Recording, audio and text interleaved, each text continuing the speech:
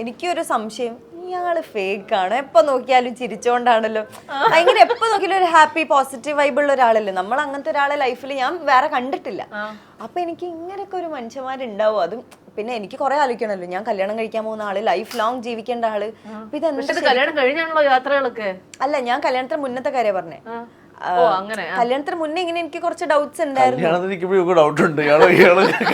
ഇല്ല, കല്യാണത്തിന് ഡൗട്ട് ഒന്നും ഉണ്ടായില്ല. അപ്പൊ കല്യാണത്തിന് മുന്നേ തന്നെ ഇത് ഇങ്ങനെ ഇല്ലടാ, നമുക്ക് ആർക്കും 100% ഉറപ്പ് പറയാൻ പറ്റില്ല. ഇല്ല, അത് പറയാൻ പറ്റില്ല, അത് പറയാൻ പറ്റില്ല, അത് ഉറപ്പാ. പക്ഷെ ഞങ്ങള് സംസാരിച്ചിടത്തോളം കാലം ഒരേപോലെയാണ് ബിഹേവ് ചെയ്തത്, ഇപ്പോഴും അങ്ങനെ തന്നെയാ.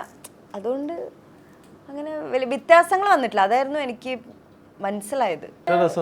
ലവ് മാരേജ് അല്ലാന്ന് വിശ്വസിക്കാൻ പറ്റുന്നില്ല.